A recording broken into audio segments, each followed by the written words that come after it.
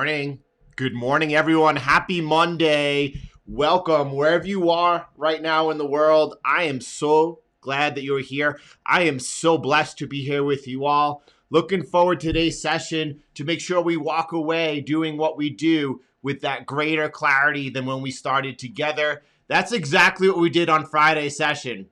On Friday's session, I said, look, things are not clear. Here's exactly why. And then we walked away from that session saying, okay, well, there's clarity in not knowing exactly what's going on to like the perfection of each wave. That's exactly where we are. Do you remember on Friday's session over here, price was trading? This was the 14th over here of May. Price was over here. And I'm like, I'm neutral. I don't know what happens next. I'm going to wait and watch what happens. Some people took that to think that I exited my Bitcoin position. Listen, you guys got to be on the ball a little bit more than that. Exiting my core Bitcoin position mid-cycle. Anyway, let's get into it. Let's take a look at what's going on over here and make sure that with that laser-like focus, we are able to make sure we stay on the right side of the most important trade that matters, the bull of all bulls. A lot of people asking a lot of questions. Some people think the top is in. Some people think we're going to take a look. We're going to start with price. By the way, before we do that, just once again, so grateful to be here with you all on this Monday as we get ready to conquer the markets. Bitcoin trading at $44,850. I know a lot of you have my beautiful wife on your mind as she's getting close to giving birth, and I thank you for that. I thank you for all of your beautiful thoughts and prayers. Thank you so much. Listen, we're getting close, you know, and I will keep you all absolutely informed. Thank you so much for that. Bitcoin, $44,850. What's going on? As I look at the chart, I'm going to jump down to the 8-hour. By the way, let's keep it really simple. Let's keep it really simple right here. The first sign of a repair is obviously going to be break. Let's jump down to the 2-hour, a break of this line. That's the first sign of a repair. You all know that. You all crush it. Not only that, you have the daily time frame. Price needs to make a higher high in the daily time frame outside of this for you before you start thinking it's time to get in. If you look at the past pullbacks, they all ended with a big green bar off the bottom. They all ended with a big green bar off the bar. Price making a higher high. At least wait for that. Don't try to catch the falling knife. Wait for momentum to be going in your favor. It was the great Jesse Livermore who would actually wait for the price to go in his favor even a little bit just to prove him right before entering the trade. There is no rush, which is why here on Friday, I was like, look, I'm neutral. I'm waiting. I'm waiting for clarity that I don't have right now. That does not mean that I exited my core Bitcoin position or anything like that. But you all know that. Well, yeah, listen. All right, let's keep going over here. I'm not going to. Someone noted that today a lot of people, I guess, are like, let's say, frazzled and razzled. Frazzled and razzled should be the title of the video. Listen, a lot of people or whatever, salty, bringing it into the comment. Moderators, thank you so much for everything you do each and every day, keeping us laser focused so I can focus on what matters over here. What I'm following over here on the 8-hour, and I like it a lot, right? What I'm following is that we swiped out that low of 43,000. Do you see how we swiped it out? What happens next? Yet, I still don't know. It's been a couple of months now. It's been since March that I've pointed out to you that we could come down and we could test. 40,000 was very light support. I can't even count how many times I said that. And if we test that area, that I think that 38,000 is stronger support. And there's a good chance we see a bigger than expected pullback over here. I can't count how many times I've said that because it's too numerous. It's still in play. This could still happen. Now, the fact that we have taken out that 43,000 low and are bouncing off of it, well, that's a good sign. We wanted to see that, right? We wanted to see that. Let's take a look over here. Let's go to mission control for a second. Let's stop in at the halving tracker and we can see, okay, listen, are we going to see a V here? My timing was very off. When you're off by like 20 days, 15 days, it's a big deal here. This is for sure my first, let's call it, glaring mistake on this cycle since we've been together. And that's what it is. It was a complete mistake on my part. My timing was off. No question about it. Now, I just want to get back. I want to get back in tune. I want to have my pulse on the market. And that's why I've been saying my posture right now is neutral. I'm waiting for the market to show me. I don't know. And that's a very strong position to be in. That does not mean I sold my Bitcoin position. Are you kidding me? A lot of people saying that I'm irresponsibly bullish right here, right now. That's fine. The same people told me the same thing at $9,000 when I put half my net worth into Bitcoin. They thought that I was irresponsibly bullish. All right, let's see what happens over here. What I'm looking to see and what's going to get me thinking that we're back on track over here will be if we see a V-shape, a quick V-shape recovery. Then I'm going to be feeling really good. Really good. But that hasn't happened yet. We're not even close to that. So I'm always watching my risk. What is my risk right now? Well, Jordan, we could still test that $38,000 level. That's still in play. Do I think we trade lower than that? I do not. Is it possible we trade? Yep, I'm still ready for it. Am I ready to jump in the market because Elon said that he hasn't sold any Bitcoin? No. Before Elon said that he hasn't sold any Bitcoin, I tweeted out and I told you, listen, Elon can't sell Bitcoin. Do you think that he sold Bitcoin and we're going to see in the next quarterly report that Tesla sold Bitcoin or that they didn't? That my belief is that he can't and he won't. Out this morning about 5 hours ago saying, no. Listen, so everyone's on the same page. I haven't sold any Bitcoin, right? Seeing a little bit of bounce off of there. Is this all about Elon? Or was this expected? Brad over here, putting this chart out we looked at on Friday, and he was looking for that swipe, right, of that 43,000 level, right? And you could see so far that's played out. What happens next? Brad also, by the way, big shout out to Brad, Team CTM, the best team there is. We're going to take a look at that throughout this session over here, pointing out I was not aware of this. I personally was not. During the shakeout, right? Ian, by the way, was the one. I thought this was the shakeout over here.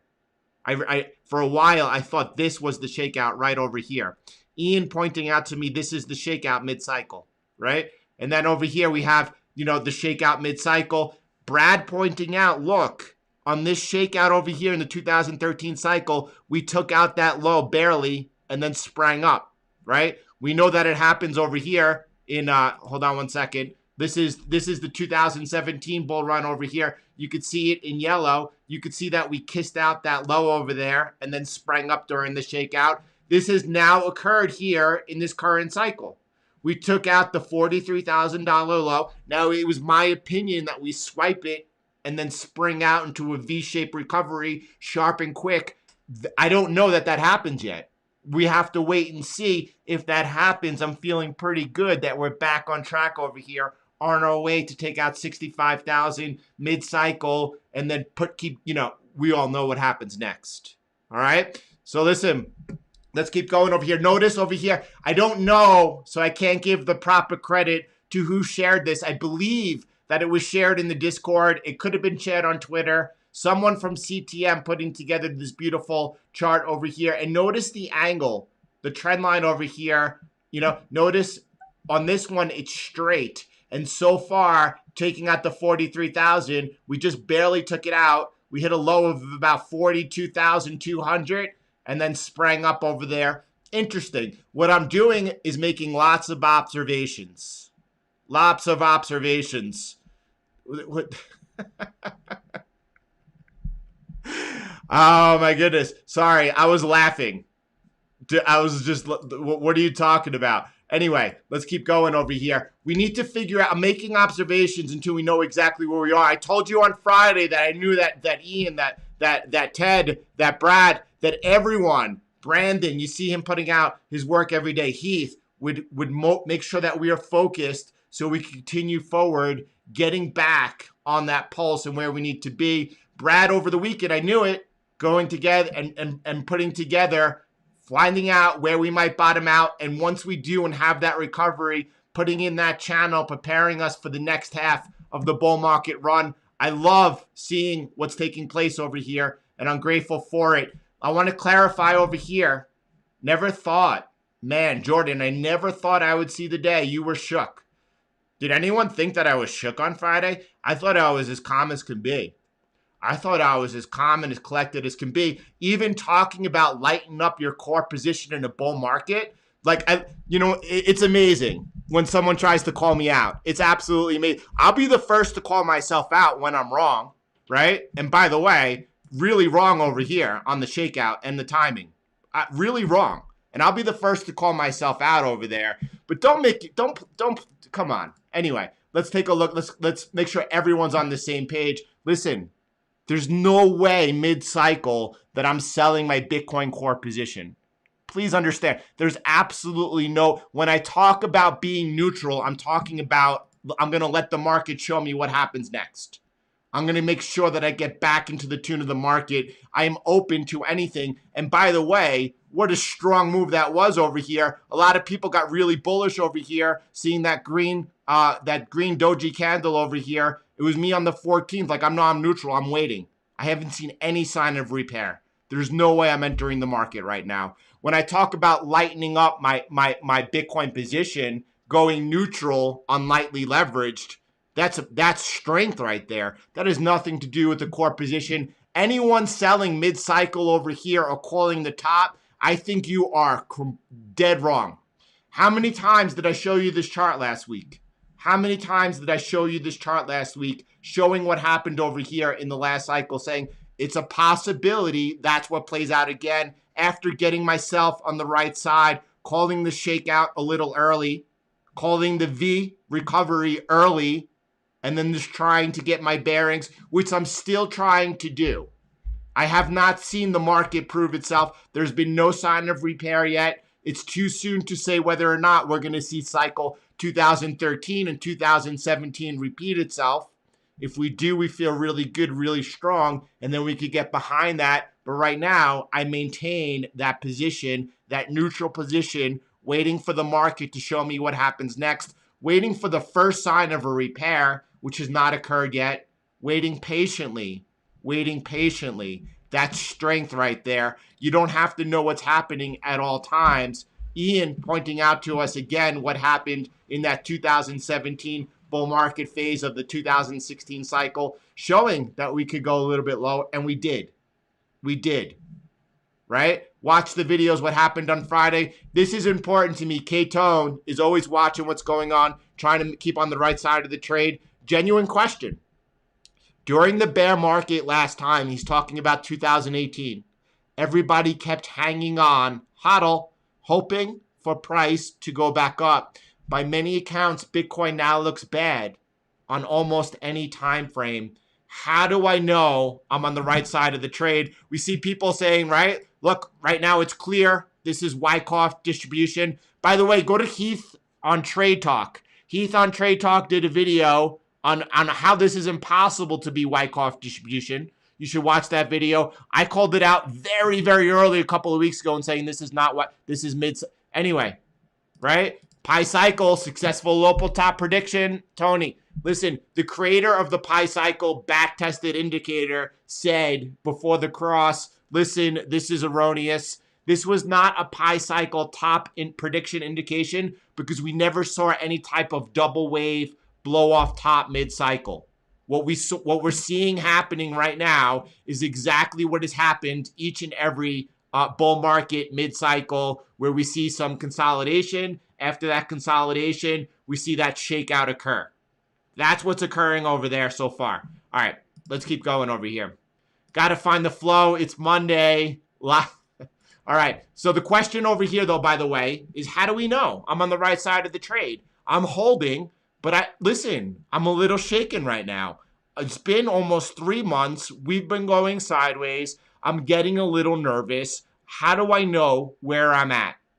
This, by the way, this video, October the 23rd, 2019, with only 7,500 views, right? It's titled Bitcoin Trading for Beginners, Simple and Effective, Very Profitable Strategy. This strategy right here, by the way, is probably one of the most profitable strategies that anyone trading Bitcoin could follow. Not only the easiest, your mom could do it, but most profitable. right? You could go ahead and lean into this. If you haven't watched this video, it's on the Bitcoin 4-year cycle. By the way, if investment banks and or public companies were following this strategy alone, they would be absolutely crushing it and on fire. If you haven't seen, if you think you know something about Bitcoin and haven't seen this video, you need to watch this video, and you need to do it right after this session over here. It's done on the 12-hour time frame. If you pull up the True Trend BTC, Tony, if you're nervous, by the way, and you see the cross of the true trend to the downside, you could get on the sidelines and then just wait for that cross back up to get back on. It would have kept you out of the March crisis, by the way. It would have. There's no one here that's watching this video. I can't go back any further. Hold on. Yeah, I can. There's no one here watching this video that would have done better than they've done had they not followed this strategy. There's no one here watching this video right now that would have outperformed this strategy. All right? Take that in for a second. I said it 3 times for a reason. If you're unsure and you want to be safe, then go ahead and follow this and keep yourself on the right side of the trade, right? Let me lean into this for a second, by the way, because there's another option for you. There's another option for you. I said when I put out this video over here, 3 ways to trade the Bitcoin bull market, the ultimate guide to profit from Bitcoin's bull market phase. By the way, strategy number 2 for most of us right now over here, this is nothing more than what do we have right now? A 33% pullback, 35% pullback.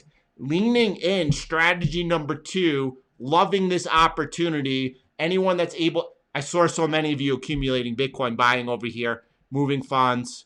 Happy for the opportunity to lean in over here. You're very certain of what's going on over here.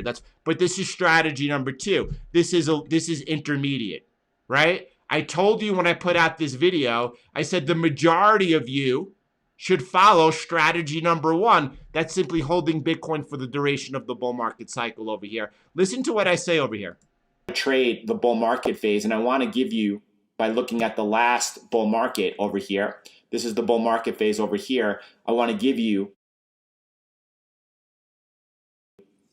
a little bit of a primer by looking at what happened over here. And I don't think the same thing is going to happen at all.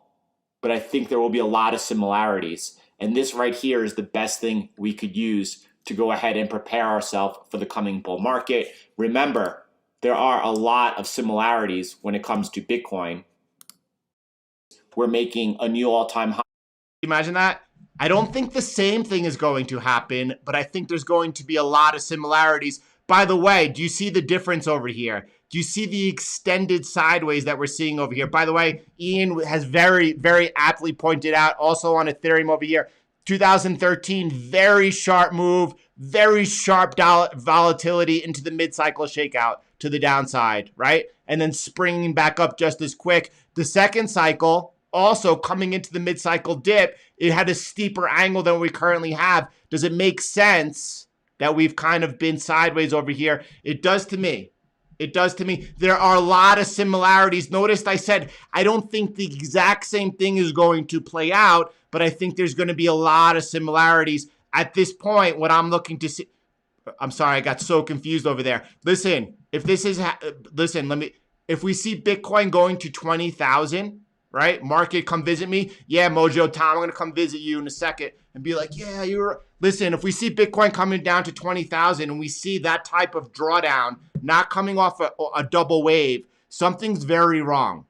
I'll have exited Bitcoin well before 20,000. Something would be very wrong. I love how everyone's a hero. Everyone jumps in and they're like, listen, try to get it right. Try to get it right for, day in and day out, and then come talk to me, and then I'll come visit you. We'll have some matcha, we'll have some tea, we'll talk about the markets. But when you're jumping into the live stream and you talk, anyway, let's get back on track over here. I'm seeing over here that Bitcoin dominance dropping down to 39%, 40% over here. I like that. Why do I like that? Because it was right here last cycle as Bitcoin hit 37.84%. That's when we were coming out of, let me find it right over here. That's when we were coming out of the dip mid-cycle. Exactly as the Bitcoin dominance dropped down towards where we are. Is that some type of indication that perhaps we're right on time right now and getting back on track? I like things lining up like that. You notice I've been saying for a while, something's a little bit off. Something's a little bit off. I'm trying to find it for you. Boom. Something's off. Something's off. Because Bitcoin right over here, by where my mouse is right now, this is the last 2017 cycle dip. And then the dominance was down at 38%. And that was the low. And that's what Bitcoin made it out. Last week, I was saying something's off. Something's a little off. I don't know what it is. Now we're seeing the dominance getting towards that area. We are seeing a possible cycle dip over here, right?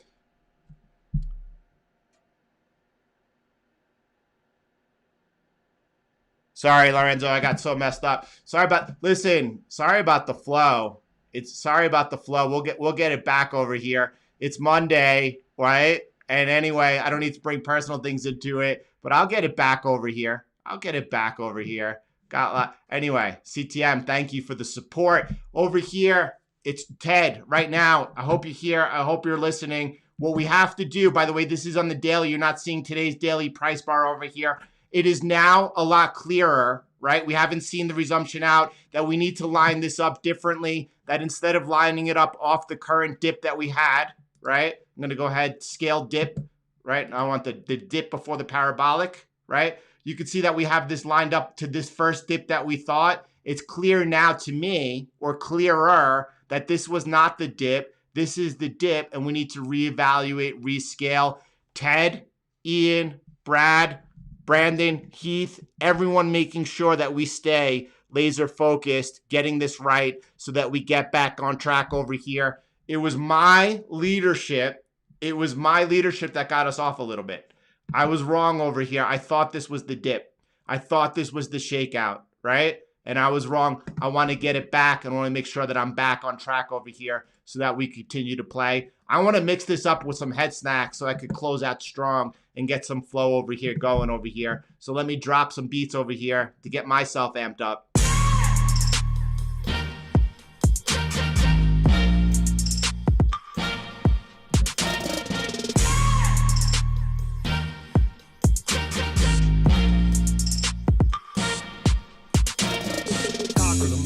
Analyzing the charts, hitting projected targets within the margin. Find the flow, sip the matcha, and wait for the waves to come in with lobsters. The kind-hearted Jordan Fosters, working smarter, not harder to move the markers. On his way to conquer, trading and investing, drinking the coffee while reflecting on the blessing. The markets are not crashing, the prices might be slashing, just to pretend they're in fashion. Hit the like button, comments, and smash it. Boom, boom, Jordan in the room, grab the bull by the horns and to the moon. Flow from the plateau, make the play.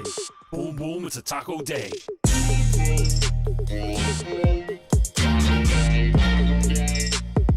a taco day.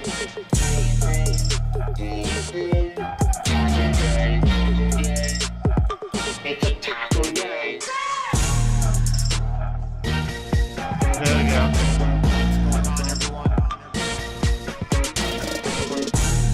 There we go. There we go. Back on track over there. Listen. The blow off top is coming. There's never, Lorenzo, my friend Lorenzo, I never once said the blow off top is coming. The blow off top is coming in September, and that might be readjusted to October now. We're going to make sure that we're right on track over there. We'll talk about that in a little bit. But Lorenzo, if anyone is going to call me out, you have to call me out on something I said. It's all on video. There's never one time that I've ever said the blow off top is coming anytime sooner than in September, towards the end of September, the earliest, unless we had any indication of a double wave. No indication of a double wave whatsoever or anything close to it. Actually, on contrary, I said we're not having a double wave over there. That pi cycle cross is irrelevant, as are you, my friend, as are you. All right, let's keep going over here. There's a lot I want to talk about. Ian pushing out some charts this morning. He's talking about, let's zoom out, why we wait, clarity. Ian, definitely CTM all day long. That's where I am. I'm waiting for clarity. I don't have that clarity right now. I'm waiting for it. Notice over here, Ethereum spiking back down a little bit as Bitcoin really sold off. Ethereum coming out a little harder. Is that the cycle peak for Ethereum, the first wave? It's too soon to tell. Ian is watching, by the way, a much more mature Ethereum this cycle. He's watching it track Bitcoin much more closely, outperforming, leading, but definitely tracking the cycle of Bitcoin much more closely this time as a much more mature market, where we're going to find out once Bitcoin is able to come out of this shakeout that it's in, once it comes out and resumes up, what Ethereum does. Does Ethereum go sideways and consolidate, or does it continue to track closely the movement of Bitcoin continuing to outperform? It's too soon to sell, too soon to tell, but that's one of the things that we're watching closely. There's another chart over here I wanted to share with you. Here we go. Boom. Let me just find out what Ian's looking at over here. This is the clarity we're looking for over here. Notice that the shakeout is occurring. This is where I was off, right? I said I was off by like 15, 20 days. Notice that the shakeout this time is occurring afterwards. It's happening. It's right on time. The only thing that I like about it, by the way, is to see this over here, is to see that swipe of that last of the March low over here. Once that was taken out, now I am looking for the resumption. If we do not resume out of here hard and fast, at that point, something is very different. Something is very different. A lot of you were looking at the NVT price Willy Woo shared this morning, asking some questions over there, checking out the circled dips over here. It's giving us some type of confluence, right, of what we suggest is a mid-cycle dip, right? I don't know. I don't follow the on-chain analytics. I'm not following NVT. I noticed over here at the top of the bull market in 2017, in 2018, it gave a false signal. Some of you might be wondering, well, what's different about this one and this one, right? Obviously, we have the awareness that we're mid-cycle. If you look at the mid-cycle shakeouts occurring over here, price dropped below whatever moving average we have over here in blue. It happened right here, mid-cycle shakeout again in the second cycle, the 2017 bull run. It's happening right over here again. That's all I could point out. What's different over here as opposed to over here or during the cycle lows? Listen, it's not something I follow, right?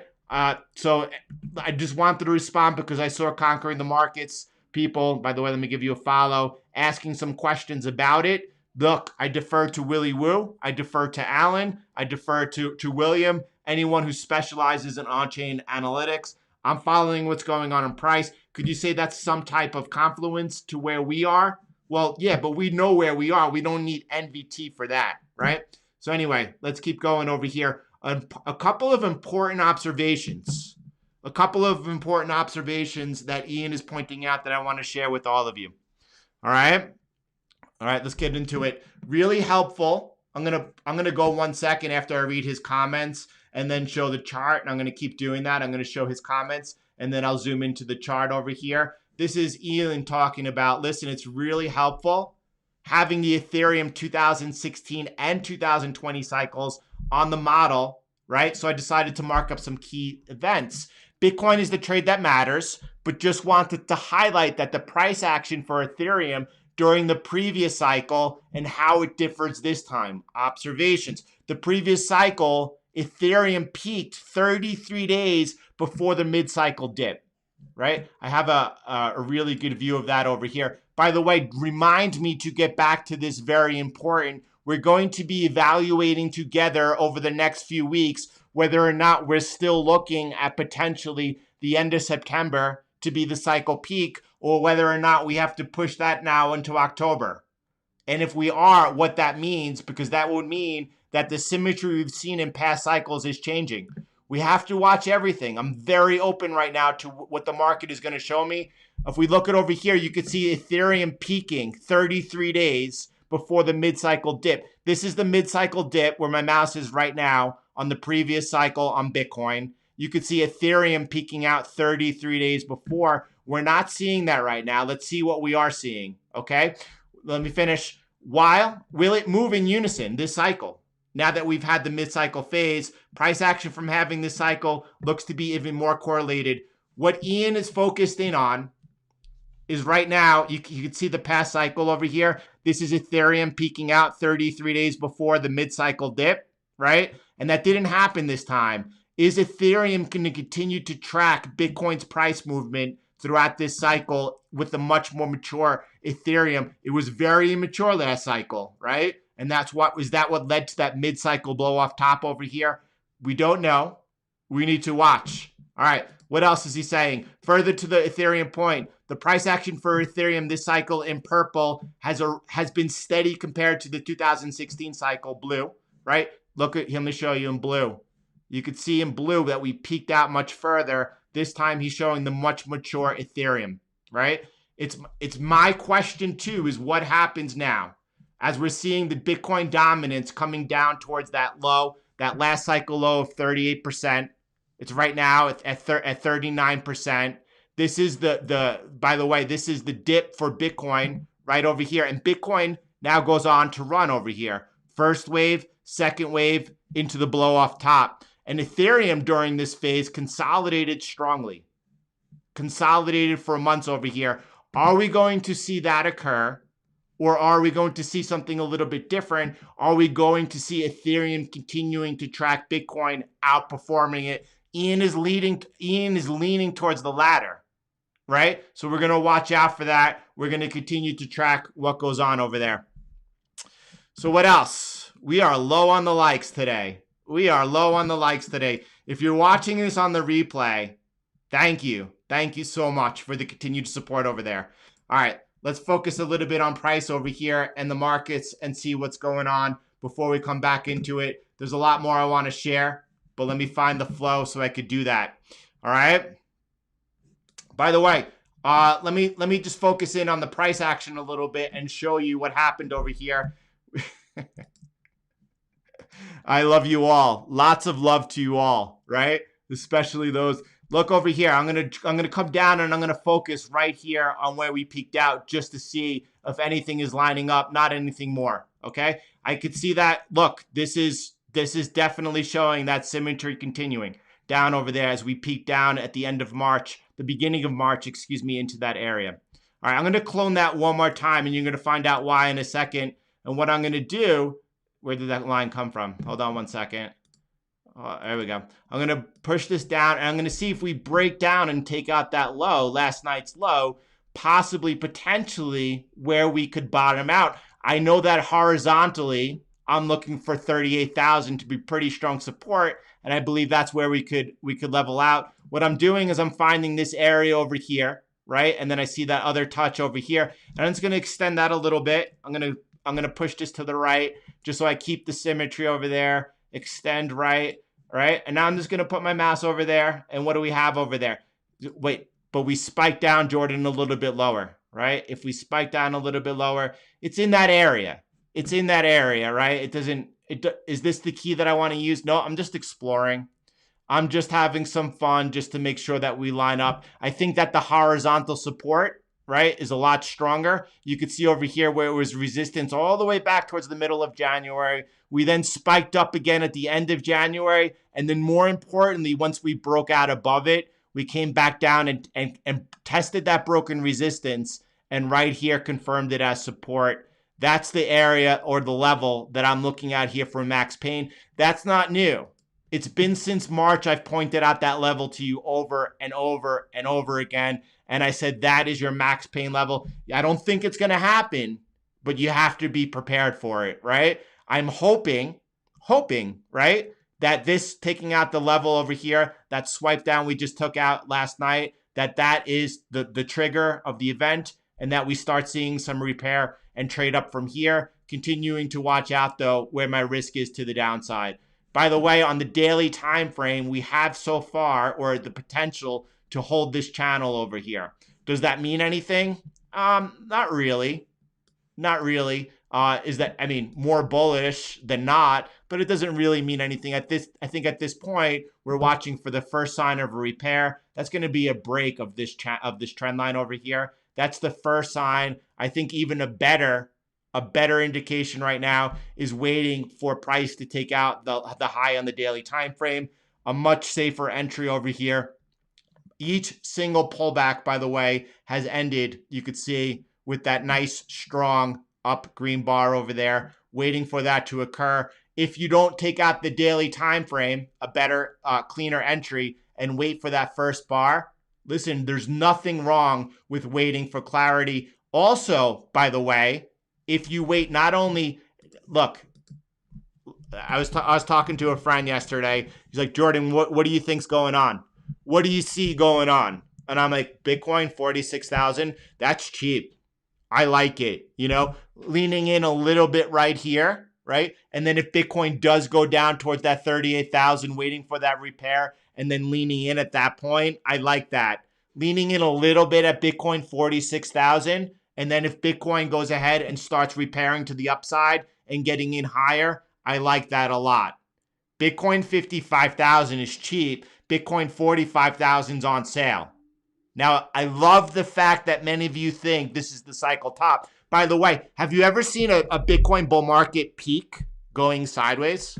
You know, have you ever seen that occur before? Well, that would be a first, right? Wow, that would actually be a first, right? Have you ever seen the Bitcoin cycle peak mid-cycle? Well, no, that would be a first too, right? Has the bullish case for Bitcoin ended? I think when I see a lot of people interpreting the price of Bitcoin, where we're at right now, calling the top, saying we're going down to 20,000, it makes me feel really good that we're really early, and that yes, why we think that so many people see what we see in the symmetry. Ian's chart does it best. Let me pull it up. That's not Ian's chart. I want to show CTM strong over here. Let me come back over here. Let me just pull up over here, CTM strong over here, and show Ian's chart work over there, which is just gorgeous, right? Look, do you think that over here, as we're showing the symmetry of the past cycles mid-cycle, that all of a sudden the bull market's over? I don't. I think that we're going to end in a blow off top over there. I think that it's going to, like I said back in that video right here, it's not going to be the exact same, but they're certainly going to rhyme. And I think that's what we're playing out over there. When I see other people calling the top of the bull market over there, when I know that all of us see clearly the 4-year cycle and thinking that everyone else sees it, how could it work out again? And then seeing that so many people are off cue, well, that makes me feel really good. That makes me feel really good.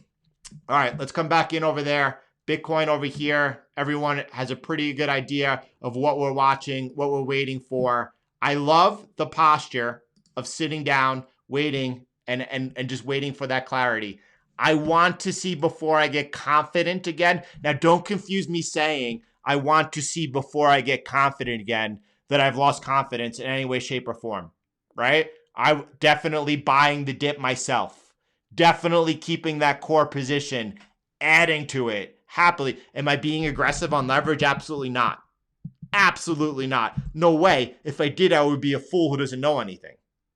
Absolutely not. At the right time, once I see the repair, right? You know, once I see us take out the trend line, once I see us take out the 65,000, will I be getting aggressive? Absolutely. Right on time. No question about that.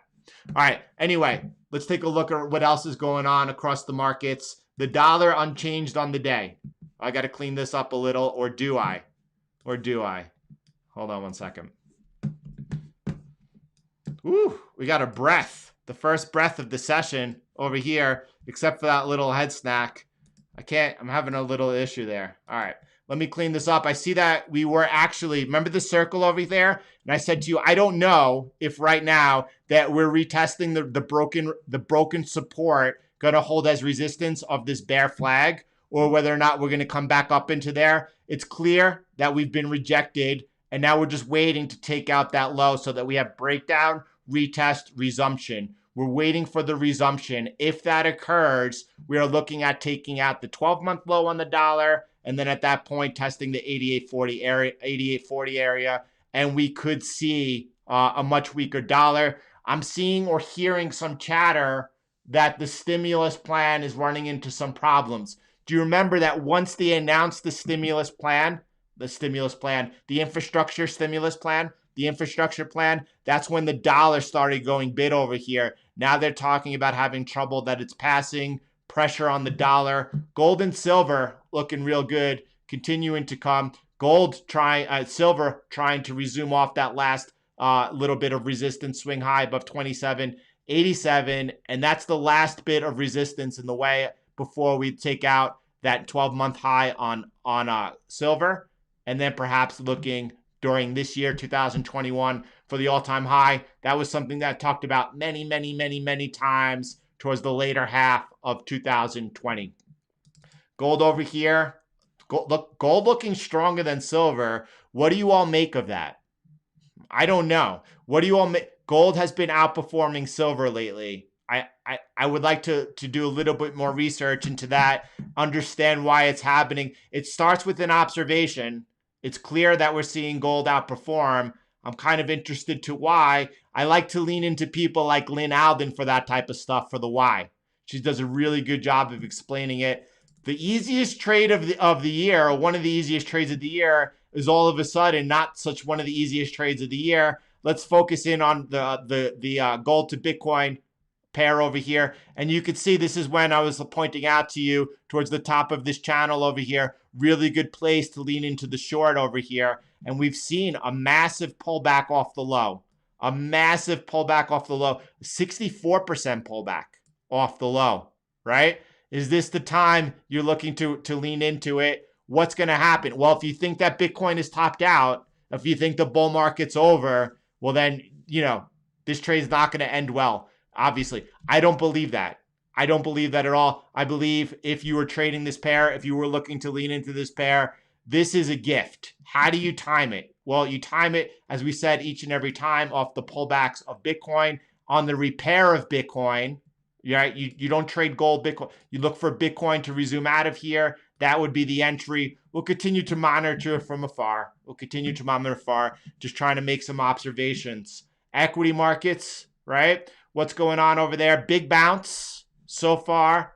Big bounce back into a range. There's not much to say. Equities are not really attractive here right now, right? Up, by the way, how much on the year? I would say about 7%, right? Let me just take a look as I continue making observations, looking for that clarity. Even more, 12%, right? Expected a yearly gain on the S&P 500, 8%.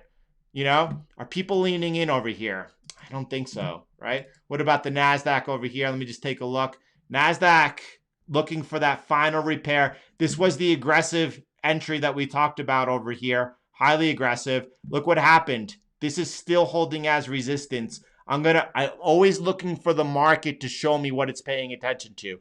That line of resistance, I love it, but you could see over here where the bodies came into play, where my mouse is over here on May the 6th. And then you could see that's the area that we just peaked down to. I'm going to fine tune this, move this up a little bit, and pay attention to what the market is showing me. And now we could see that last bit of resistance over here, the confluence of the horizontal resistance at 13,431 and that line of repair. Get above this, Nasdaq's running back towards that all-time high. It's still under pressure. That was an aggressive entry over there. And I told you, if we take out this trend line, you have to exit that trade. We could see some strong pressure on the Nasdaq. Either which way, we still have work to do before this looks like Nasdaq is ready to run once again. What else is there? Let me take a look briefly at Ethereum right now. Was this a near-term top on Ethereum? Again, this goes back to Ian's work. And Ian's talking about whether or not we see what played out this point last cycle at the midpoint shakeout, whether or not this is where Ethereum goes into some prolonged consolidation, and then we see Bitcoin outperforming Ethereum for a few month period, or whether or not Ethereum is going to continue to track Bitcoin in a much more mature cycle, in a much more Ethereum. It's too soon. I don't have the clarity to say that at all right now. What will give me the clarity will be when Bitcoin breaks out over here. If we have a V-shape, right, recovery on Bitcoin, which is going to say, okay, we're back in tune. We have our pulse on exactly what's happening over here. And then we see what happens with Ethereum. Does Ethereum also bounce out of there, continuing to outperform Bitcoin? Or does Ethereum go into consolidation? And do we see a lot of people moving money from alts and Ethereum profits into Bitcoin? And at that point, we're going to say, okay, well, the cycle was a little bit different. It was actually a month later, but here it is playing out once again. Observations that we continue to watch, right? Very important. What else is there, my friends? What else is there? Let me jump into real time and see what's going on with you all over here.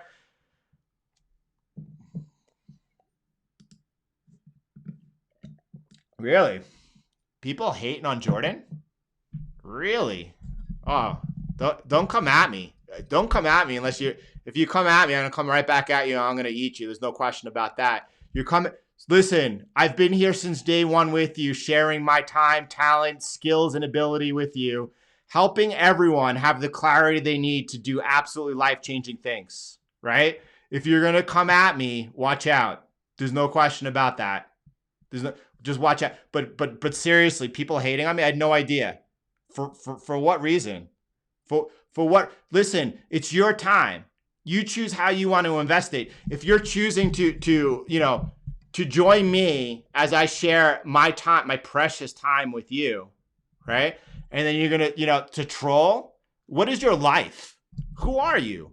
What are you doing? If you think that I don't have something that is valuable enough for your time to be here to watch, then what are you still doing here? How pathetic are you? Could you not be any more pathetic? What are you going to do in life? Absolutely nothing. There's no question about that. By the way, I don't need to be here. I don't need to be here. Me and my wife, my family, my kids, and their kids are taken care of, right? I've put in the work. I've made smart choices. We're good to go. I love to be here. I value the friendships that have been made here. I value the community that we have here, and each and every one of you is important to me. But if you think that you know better, or if you think then what are you doing? How pathetic are you? And that's what it is, right? Anyway, and that's enough of that. There's nothing else to say, but that's just pathetic, Absolutely, Lemmy, and thank you. And thank you, listen, that's what it is. I don't even know why that needs to be said, right? But that's the thing. Here's another thing. I'm going to have one fun second. Absolutely, Gene. Thank you for your beautiful friendship. Thank you for your support. Thank you for each and everything that you offer. Right? I want to waste my time 1 second with these people, right? People are saying, what's that going to do for your subscribe? I don't care about how many subscribers I have. That's the difference between me and the other YouTubers out there that like, oh, caution, urgent. I don't even know what I'm talking about. And me, did you ever know someone pointed out Jordan's got the most valuable content and the worst thumbnails? I don't care about viewers. I don't care if we have 30 people in here or 3,000. Right? I don't care if I have 5 subscribers or 100. It doesn't even matter to me. That's what you're missing. So anyway, just so you know, if you're here and you don't value what's being shared, you're pathetic for wasting your time. You're absolutely pathetic. All right. So anyway, I get why the trolls are out. I get why, because they're confused. Because they think that like we're at the cycle top, because like they've been watching for a year us call almost with like uncanny accuracy the price movements of Bitcoin, and they're just hoping that they could catch me out once. You don't have to catch me out. I called myself out. I was totally wrong over there. I thought this was the shakeout. I'm off by a good 15, 20 days or even 30. I don't even know what it is. Totally made a mistake, right? My first mistake, I made it. Well, I'm good with that. I just want to get back on the right side of the trade and make sure I stay there. I'm not going to put on a paper hat, and I'm not going to like pretend that I was right for the next 12 months. No.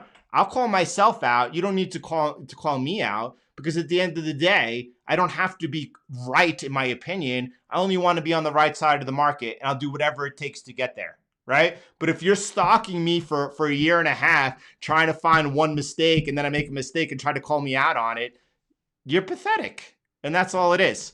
But either which way, stay that way and have fun. You're welcome to stay here, by the way. You're welcome to stay here. Anyway, I'm going to play some head snack over there so I could get in for the second round and keep going over here. I'm not going anywhere anyway, I'll explain why in a second. Where's my head snack? Head snack's gone. No head stack for me. I'm just going to keep going. All right. Boom, boom. It's a taco day. Dave, that's true. But Dave, listen, that's where the humility comes in. That's where the humility comes in, right? That's a powerful one right there. You got it. Listen, CTM to the core, right? Listen, let's take a look at what else is going on. I'm gonna turn this into an old school Friday session. I'm gonna take a look at some important questions that I know, that are CTM, that are genuinely wondering, and see if I could offer any type of clarity to that. Let's focus in on what's important to there, right? Fundamental. But no one's questioning this, right? No one is questioning this, right? Whether or not where we are right now. The people that are there are a lot of people, by the way, and the most saltiest people are the ones that are not positioned into Bitcoin, right? The most saltiest people that have watched Bitcoin go up from $10,000 to $45,000 and are not involved. And they're hoping that price comes back to $20,000 so that they could get back in. They're really hoping. It's not going to happen. It's not going to happen. You got to listen, but what is happening right now is prices pulled back 33% from the all-time high. This is 35%. This is a gift. Wait for the repair, right? Wait for the repair at this point to get back in. But you're looking at strategy number 2. You're looking for 30% pullbacks, which occur over and over and over again during the bull market phase to scale back in and get back in. But what's going to happen is price is going to take out that $65,000, and then everyone's going to be like, is now a good time to buy? Is now a good time to buy? We've seen it happen over and over and over again. Yep. So yeah, how can we not be positive? Listen, thanks for everyone. Thank you genuinely from the heart for all of your support. I love you all. That's for sure. If this dip is occurring later, here's a good question, because it's from someone from CTM. Does that mean we are expecting a top later in October or November, right? So listen, this was put out I don't even know what today's date is, by the way. Let me pull up a phone over here. We're at the 17th. Just a couple of days ago over the weekend, we were talking, and I said if we swipe the 43,000 low, which happened not only in 2017, but Brad showed me that it occurred in 2013 during the shakeout, then it's possible we will be looking at October, right? As Ian pointed out, approximately 150 days to the cycle peak from the shakeout low. This would change the duration of the cycle compared to the previous two. So weird, but we have to consider it. This is why I feel so good surrounded by the talent that I have. Now, Ian's a lot more precise. I think one cycle was 154 days from the bottom of the shakeout to the cycle peak. I'm not sure the other cycle, but call it rough sketch, 150 days. Ian's got it on point.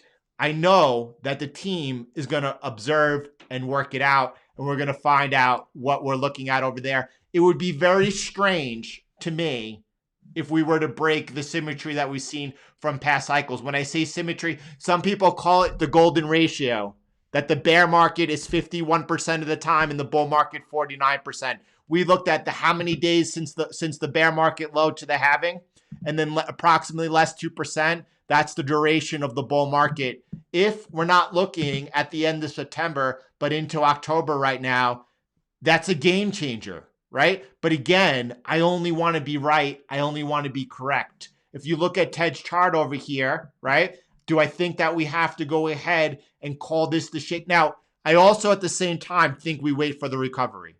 I don't think we need to act real quick, but if we see over the next week a very sharp V-shaped recovery, at that point, what we're going to have to do is probably consider moving and lining and scaling these up from the dip over here. It'll be a slight adjustment. And will that mean that we're changing the date of what we expect the cycle peak to be? I think what we're going to need to do is be opening to two things. What we're going to need to do, right? And those that could follow because you put in the work, and those that can't, sorry. Look, I think at that point, we're going to have to consider that this is correct as it is right now, and that we're looking for the September 21st. And then I think we're going to have to line it up from this dip right here out approximately 150 days. And whatever date that is, I know Ian will be on top of it. We'll be looking and watching the price action in that range over there, because I don't know if indeed this was the dip and this is an anomaly, or whether or not this is this shakeout low over here. I don't know. And it's impossible to know, but we could have a really good idea. But I do know that my ability to trade price is good enough to know that while we're within that window, right, that I could watch the price action and I can know where that cycle peak is. That I know. Good question. Really good question. All right. Thomas, my man, thank you for that. I was prepared for the shakeout and still got shook. Jimmy Doe, bringing it as clear as can be, as honest could be, right? I was prepared for the shakeout and still got shook. You're not alone. I'm right there with you. Right there, Jimmy Doe. If it wasn't for Jordan, I would have packed my bags a long time ago. Thank you, Pure Vita, and each and every one of you, for sure. So I'm looking for some salty people don't have laser eyes. I'm looking for some really good questions, right? Does that mean we should be accumulating further in July? Listen, this July right now is like a million years away. July right now today is a million. Let's continue to focus right over here right now. Okay, well, hold on one second.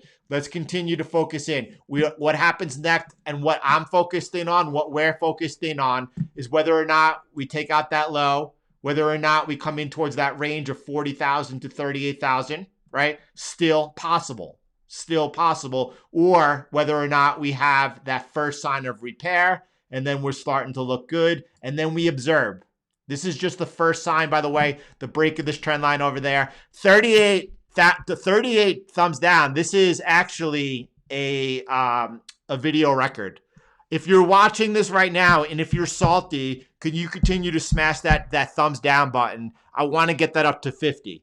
You know, could you please smash? There you go. We got 39. We got one more salty person in the bunch. Could you keep going? Did you see my boy?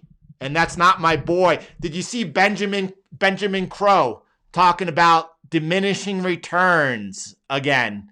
Jumping on it. My boy, we shouldn't be over 20,000. The halving event. There we go. We're almost there. 47 we need 3 more. Come on. If you're salty and the free world's got you shook, go ahead. There you go. Thank you. Thank you so much. Thank you so much over there. My boy, we shouldn't be over. The halving event has no effect on the price of Bitcoin, diminishing returns out there attacking while we're mid-cycle. And yes, I do believe we're about to rip up over here and put in that V shape. And then we're going to be like, what's up? Because we know what's up. Right now, we're watching either for a test of that range of 40,000 to 38,000. It's still in the cards as it's been for the last 2 months, right? Now, over here, by the way, I'm going to point it out again. At this point over here, when we broke out to that new all-time high, it was, all right, fully positioned and more. No question about it. And then, boom, slam down, break of the trend line, get out of that trade, reevaluate. Why I'm pointing that out, I don't know. What I'm watching for right now, from up that, even up here, I was pointing out to you 38,000 is still possible, right? I've said it so many times, it's ridiculous, right? Someone dropped the thumbs down. Come on, I want over 50. I want to see how many people are shook today. I want to remember this video, to remember the mood of the markets, to remember how many people mid-cycle, when you should be looking to lean in, when you should be looking to accumulate, thought that this was the top. I want to remember this video. There you go. Thank you so much. Thank you so much, right? I'm waiting. The other thing I'm waiting for on the upside over here is a break, the first sign of repair, right? That's going to say to us, all right, this is the point. Those that are looking to get in, we all know how to do it. This is the place to attack, right? After we make that first sign of repair, I'm going to be watching price action very closely to see how fast we come up or not. If we continue going sideways, something is off. and we're all going to have to reevaluate. What I love about this, it's not only CTM, it's not only Team CTM working together, right? It's also we got the greatest talent in the world in Bitcoin, right? We got the greatest talent all around. Everyone that I've been following forever, anyone that I only follow those who have a history of being right, who have been correct. Every single one of them seeing everything exactly as I see it, everything right on time. If we don't have a quick recovery, if we don't break out this trend line over here, and if we're not taking out the 65, something is wrong. We need to reevaluate. And we will do that. Because at the end of the day, I just want to be right, on the right side. Okay? What else is there? What else is there to look at? Well, I don't know. Let's keep going. So the whole point of that was, listen, right now I'm focused on what's happening right here in front of me. I'm focused on what's happening right here in front of me. July, not right now. Let's get through this. Once we see that recovery, once we see price break above this is the safe line, by the way. And if you're waiting for price to prove itself, I know me and a lot of people will take the repair. But if you're waiting out of cautiousness, warranted cautiousness for price to break above this trend line to get back into the market, you're doing it right. There's nothing wrong with that. That's great. That's good. Okay? All right, let's bring it back. Let's see what else is going on. Thank you, Ace. Thank you, Ace. And more importantly, Ace, thank you for that beautiful, genuine support you have for Brandon and Crypto Trades and Tech. Absolutely beautiful. I saw it I watched yesterday's live stream. I got to watch it from my bed up on the Apple TV. It was beautiful. Beautiful to see that over there. Conquering the markets all day long. Oh, tacos. What else have we got going on? Kips, waiting for an entry now on Kips. We were off a little bit because you joined back up over here around 20. This was our entries on silver. This is CTM, strong and all day long. I put out a special video for it as it happened because we have been tracking and watching that for a while. We're down at $25 entries. Someone else got a little bit lower on the retest at $24.75. All right. Cedric, is Elon considered noise? Look, I said it first. I said it the best, right? Elon confirmed that with his tweet this morning, right? Bitcoin does not need Elon. Elon needs Bitcoin. Elon's not selling. He has not sold. He needs Bitcoin, right? Ben, how am I so confident? I don't know, Ben. So this is a good question. I think it's important to discuss. How am I so confident? Right? So listen, is it because 20 years plus experience, having been humbled by the markets, right? Is it because I don't know. Is it because I think mostly, Ben, it comes from an enormous amount of investing my time into knowledge and research of the trade, of the most important trade that matters. I can't tell you. It took me from like 2016 to like some point in 2018, like 2 years of intense, immense research to kind of understand Bitcoin, and I don't know where it comes from, but listen, it's a combination of understanding Bitcoin itself. It's a combination of having a really strong knowledge of the financial system, like all markets. I understand markets, and I understand the how markets work together in unison. Understanding sound money. If it weren't for my research into sound money and being a gold bug and understanding precious metals, I would never have understood Bitcoin. Is it a lot of luck? Yeah, I think luck plays I think luck, to a degree, plays a very important role in one's success. It's a combination of luck. It's a combination of work ethic. It's a combination of dedication. It's a lot of things. But Ben, that's a lifetime. That comes from a lifetime. Thank you, my brother. Thanks for being here. Boom. Jordanium hands. So, oh, there it goes. There, Brad putting on the clarity. We got so. Could we get up to 100 dislikes? I would absolutely love you for it. If you're just joining, if you're salty, could you smash the dislike button? I would love it. People buying the top over there and then selling the dip. A lot of people are going to wait until we get above 65,000. You're going to hear it on the live stream. Is now a good time to buy? Is now a good time to buy? Now, no. Listen, a good time to buy is right over here on the 30% drawdown. Scaling in, all day long. Strategy number 2. And if you don't know how to trade Bitcoin, go to the playlist. Go to the Bitcoin playlist and watch 3 ways to trade the Bitcoin bull market. By the way, probably for you, the best way is going to be to hold to the duration of the bull market. If you're not invested, we're halfway there. We're halfway there. Most of the price appreciation is going to occur during the last 35 days. If you're positioning in now at the pullback, this is the time to call mom and be like, Mom, it's a good time to buy Bitcoin. Okay? But when you're asking up here, you're just chasing momentum. That's the thing, Brett. A lot of people, right? They get it backwards. They chase momentum and then they sell out on the dip. All right. There we go. Fortunes to be made, be rent. That's right. And I learn so much each and every day. I'm a student of the market. It's what the market's showing me. I'm here to learn what the market is showing me. So what else? I'm looking for some good CTM questions. People out there that invest their time, that are on the right side and have been on the right side, right? What they're unsure about, what we could talk about together. No matter how much you educate people, that's okay.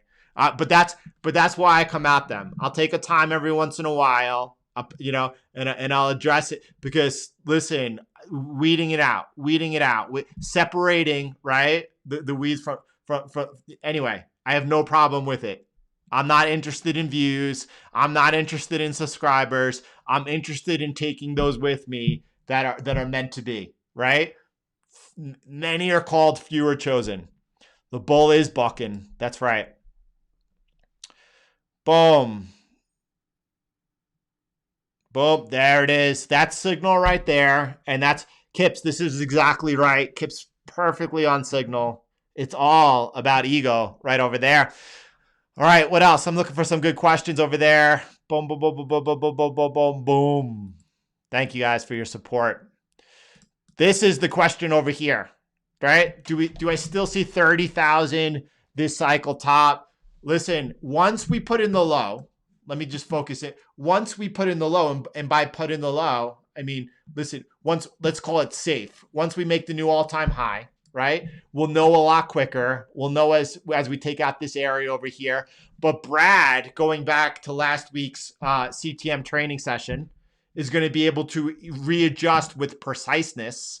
Does he have it over here? He's already been working on it. I thought I had it pulled up from you. Brad is going to go ahead and be able to readjust. He's going to show us exactly where the bottom of the channel is. And that's going to give us a very clear, and by the way, this is when it's confirmed. As after the mid-cycle dip, as price makes the new all-time high, then with like a high degree of accuracy, we could say this is really confirmed. We'll be able to have a very nice indication of where that cycle top will be. If you missed the last week's CTM training session, which was presented by Brad, is by far one of the best. You have to watch it. Okay. But yeah, is 300,000 still in the cards? Oh, absolutely. Absolutely. But we'll continue to play this out as we go. Oh my goodness. Dean, listen, there's way too many of us that are way on focus, way on signal over here and getting it right. But that's why we could have fun with the people who didn't, right? If you're going to be salty because you weren't paying attention, because you weren't listening, because you weren't putting in the time and you weren't putting in the work, all right, I'll come at you. Come at me, I'll come at you. Kimberly Norton, taxes are due, right? Is this the anyway? Anyway, I think I need a sip of water. Let me keep going over here as I'm looking for some good questions that we continue talking about. Conquer the markets all day long. Jack not only on Signal, but Jack also on Signal, how Bitcoin incentivizes renewable energy. Jack's getting that part right. No question about that. What else are we looking for? I'm looking for some good questions, and I'm scrolling through. I'm going to come back down to real time over there, right? So, yeah, thanks, Jordan, for your knowledge for the past. You've been with us, Denzel, for 1.5 years, 25 years old, with $500,000 net worth because of your knowledge.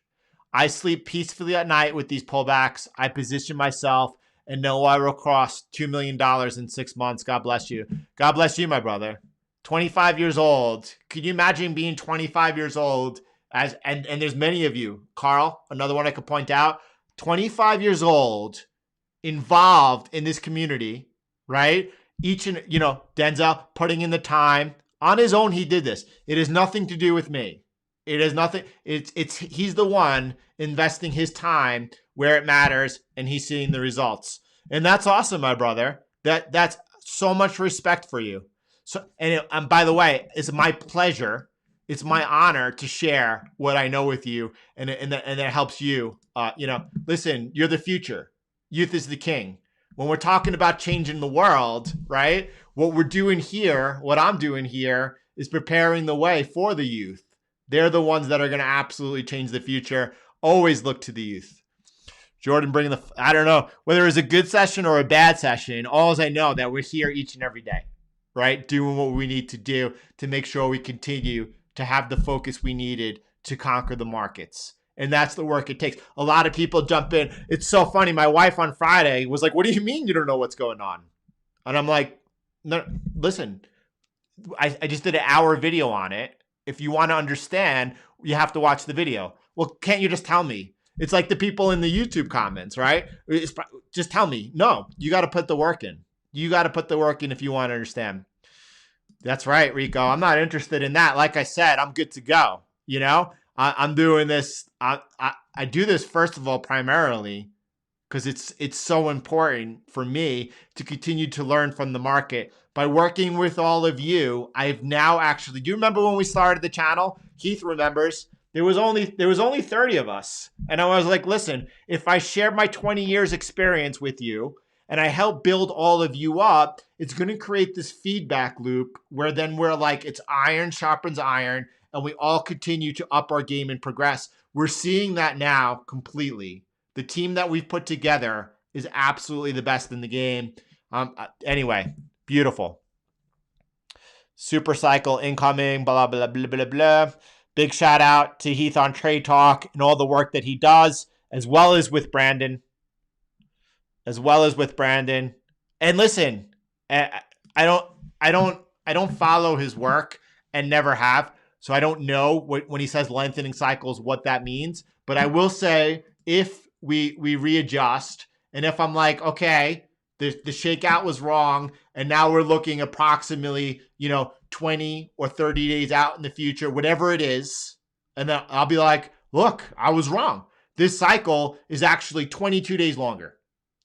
Now, I don't know when he says lengthening cycles, what he's talking about or what he means. But if I'm not precise down to the day and I'm wrong, I'm going to be like, look, I was wrong. And as soon as I can ahead of time, I'm going to make sure that I have it right, So anyway, but he is talking diminishing returns.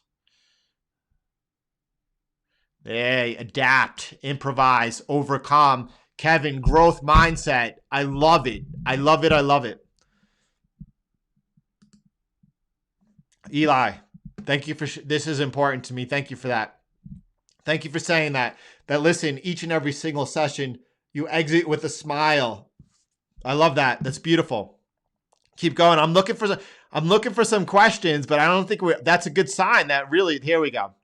Jordan, have you looked at precious metals yet? Or has contract shifted only about? Yeah, Anthony, we looked at precious metals. We did. We gave them as much time as they needed. But Anthony, here's the thing. We were watching precious metals. Let me pull up a chart and show you. Let me start with silver. We've been watching precious metals all throughout this period, all throughout February into March, and finally the trigger in April, right? Now, granted, it was only sometimes 5 minutes a week because that's all. I made this line really dark. I made it really dark, and I said, listen, until price breaks out of the repair, we're on the sidelines waiting. But then Anthony, as soon as it broke over here, I did a special, like it's in the title of the video. That was our entry, and I spent the time required as it was time for entry to walk everyone through it, with like that precision that we do, right? And then 2 days later, we wound up, and I said this is an anomaly. And if you want to go back and watch the video, the date on it is on April the 6th. Watch the April the 6th video before price broke out the trend line. And then over there, I said, look, what could be setting up here is an entry that has no name. It's an anomaly. Instead of taking the retest, I would actually take this entry. And I made I took the time to explain it because that's when it needed to be explained. And that was the first entry. And then as price came in for the retest and then resumed off right over there, again, we talked about it. And that was the second entry for people to get in. But now we're riding the trade. We don't need to talk. And by the way, either we get stopped out or I reevaluate on the break of this trend line and say, okay, we're going to take some small profits. But we're not even looking at this. We're looking not to take out the yearly high, $30. We're looking for the all-time high of 50, and that we're not taking profit there. We're looking for that thing to run. So no, look, I haven't. I mean, we spent about 2 minutes prior to this, looking at precious metals because that's all the time they need and warrant. The same thing on gold. Like we were there ahead of time as it was happening, right? And we watched it all through until we had the breakout, and then we talked about what our expectations were, and that's it. So it doesn't take much time than that. Spoke with my cousin, and this behavior has scared me. I'm not sure about what the context of that. Sorry about that. So what else are we looking at? I might be far behind all you. All right, I'm going to jump into real time and see what you all are talking about. In Glassnode chart, supplies of Bitcoin to all exchanges dropped significantly for the past.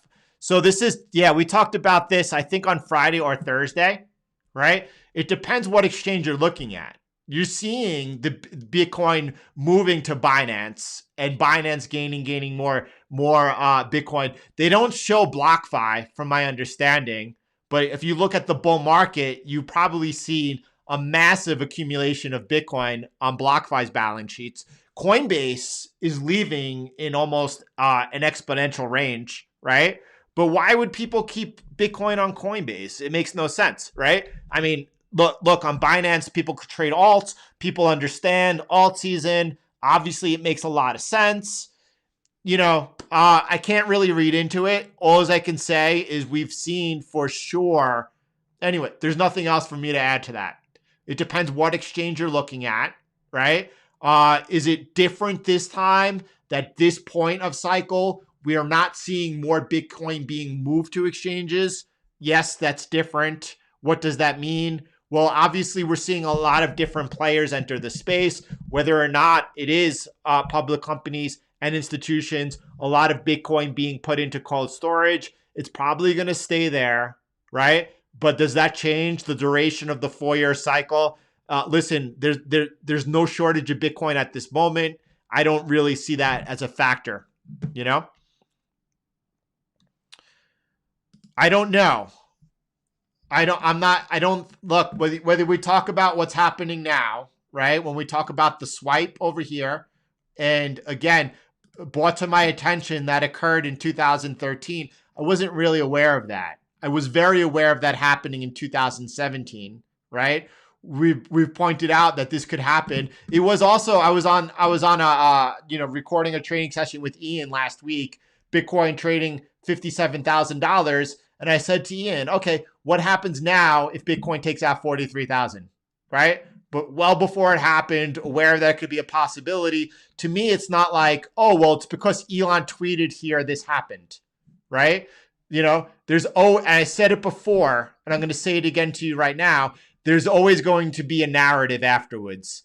When Bitcoin peaks, right? There's going to be something's going to be blamed for the top of the Bitcoin bull market, you know? So what will Taproot do to price action?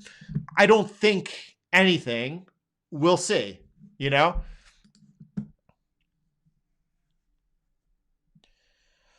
Given the events of the last week, do you think that the future price, this is an important question. Let me go ahead and read it first, and then I'm going to answer it. Given the events of last week, do we think that future price will be more erratic and volatile as governments and central banks try to work out a way to control Bitcoin? Okay? Listen, here's the thing. Some people are under the opinion that like the whole like Bitcoin maxi attitude is completely wrong and it's a turn off to a lot of people, right? And then other people take the position, listen, when the governments come against us, those are the people that I want to be standing shoulder to shoulder again, like with. And I'm with the latter, right? When the governments come against Bitcoin, right? I don't want people with lettuce hands. I don't want to be like surrounded by people that sold Bitcoin coming into the BCH fork, right? Those not at all. I want to be with the people that have been here, that got us here, that have game played it out 10 years earlier, right? So is Bitcoin more volatile right now? I'm seeing Bitcoin, by the way, as we're halfway through cycle, less volatile to the downside. If you watch this video over here, 3 ways to trade Bitcoin, and if you haven't seen it yet, you should. You know, this is probably the most important video put out of this bull market cycle over here, and it was done right before the move. The timing was perfect to get everyone as Bitcoin was ready to break out, positioned in, and then with the clarity needed, I said that look, there's probably a strong indication that we're not going to see the volatility to the downside that we saw in the previous cycle. So far, that has been correct. The drawdowns to the downside have been much less to a degree. The volatility has actually been greater to the upside. I think that's what continues. If the model breaks, by the way, if you understand Bitcoin, it's going to be to the upside. It will be some type of like super cycle, hyper Bitcoinization. And in my opinion, that would have to come because we're seeing actually hyperinflation on it taking place inside the US with the US dollar. And I don't foresee that happening over the next 4 or 5 months.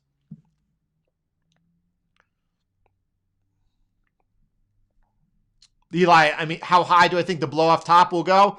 I mean, listen, just Brad is completely giving the best model by far on how to look at that. You have to watch the last week's CTM's training session to understand that.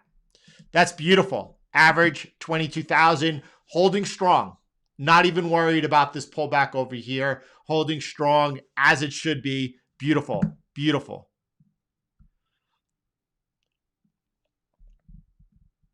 Right? That's like the outflows of Coinbase. You're seeing like 1,000 Bitcoin moved off, you know? Cardano has held very strong throughout all of this, right? What if you're wrong again about Felix? When I talk about being wrong, like let's talk about that a second, right? So when I talk about being wrong, you're talking about like price fluctuation over a 2-week period, right? So Felix, when you're talking about being wrong, like look, no one's been wrong about anything. No one's been more correct. Let's definitely like asterisk get that correct, right? So what do you mean if I'm wrong about the cycle top? You mean if I exit the cycle top and then Bitcoin makes a higher high and keeps going up? Look, you have to be involved in CTM training sessions. We've already laid that out. We've already talked about that, preparing ourselves and continuing will. And I talk about exactly where I position in because everyone here and anyone listening right now knows that at the end of the day, I don't have an ego. I may have confidence, but I don't have an ego that's going to prevent me from being on the right side of the market. Thank you, Danny. Thank you, Danny. Jordan, what would make you believe the Bitcoin bull market is over? Well, you know, things are so lined up right now, right? I mean, like mirroring past cycles that that's not even an option to consider right now. But if big, like what would be like the ultimate, I'm wrong, like something is drastically done. I don't have it on, I have it on this chart right over here, right? We have over here, the line over here. Do you remember during the bear market? I was like, the bull market begins once we take out this trend line. Again, this is what we always do. Those trend lines, looking for the breakout of the, and here it was over there, right? That was the start of the bull market, you know, whatever price, roughly the end of July, we'll call it. Okay. And you know, as this happened, as we broke the model to the downside over here, March during the crisis, the dollar liquidity crisis, this was like, well, first of all, there was no one across all markets. There was no one in the world across all markets. It's all on the video. It's all on the YouTube videos uploaded, who was as correct to what was happening the end of January into February into March, lining up and ahead of the crisis and ahead of the price action and on the right side of the trade, whether it was in FX or selling the S&Ps and crushing it, right? There was nobody as on point as we were. And at this point, it was, look, this is an anomaly. This is a time to, you know, send money to exchanges, get positioned in. This is like, and then working ourselves through it. A lot of people at this point, what happens if the equity markets crash? What's going to happen? We walked ourselves through it. This was the start. What would happen? Do we have to trade lower than that in order to say this has failed? Bitcoin at this point is done, and like Cardano's the new Bitcoin or something like that? Yeah, I mean, it's not even at this point, Carmelo, a question of when I would think, like, did the model break? Are we no longer seeing Bitcoin be Bitcoin? And listen, we'll have that conversation, need be at a different point. But right now, we're just seeing everything on time. Precision was a little bit off. The precision, and we're talking about days and weeks here, was a little bit off. And there's nothing wrong with that, right? I mean, listen, it's the markets here. It's one of the most, the reason I got myself into the markets in the first place was for two reasons. For the amount of freedom it would offer me, and number two, for the challenge. You're talking about the capital markets here, one of the most difficult things there is in the world to do and conquer, right? We're talking about the precision being a little bit off. That's all. Ryan, thank you, my brother. Thank you for the support. Each and every time someone flies the thumbs up, I'm grateful for it. I really am. Jordan, Anthony's asking, do we need to consider other alts to switch to at the Bitcoin peak now that Ethereum? Yeah, Anthony, again, this is in the CTM session where we talk about the altcoins, massive move into the altcoin cycle peak. And we talk about Ethereum, but it's very clearly stated Ethereum is not the trade. Ethereum is not the trade at all, because other altcoins are definitely going to outperform. And if you're looking for the alpha, that's where they're at. Anthony, do watch the video. It's called The Massive Move into the Altcoin Cycle Peak, right? But there's no way that Ethereum is the play there. Ethereum is actually like singled out as this is not the play, you know, unless you're interested in like a 2x. But that's not what we're looking for. No, I do not, Sean. Sean, it's a good question. You know, you're just asking my opinion on it. Do I agree with some people who are saying that the Bitcoin community attacking people is going to hurt adoption? No, I don't think so. I think, you know, not at all. At the end of the day, again, it's not, Bitcoin does not need Elon. Elon needs Bitcoin. Elon just got toyed with. People doing mental gymnastics all over him, showing him about how he does not understand or get Bitcoin. And the guy with the ego, he can't sell his Bitcoin because he needs Bitcoin, right? So it's not a question about like whether people like Bitcoin or they need Bitcoin. And that's what we're looking at over here. And again, it all comes down to understanding money and the monetary system. You know, and Michael Saylor, by the way, Michael Saylor, the chat, he does an excellent job of articulating and explaining the case, the bullish case for Bitcoin in those aspects.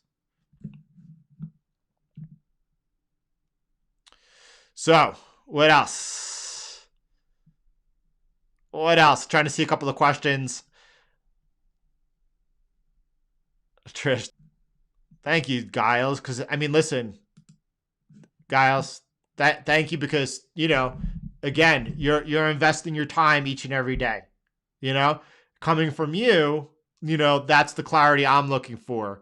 Those that are here each and every day, those that have been here with us, for 3 months, for 7 months, for a year and a half, on the right side, riding the bull of all bulls, understand that's what makes sense. That's what's important to me. Glassnode, boom, boom, boom.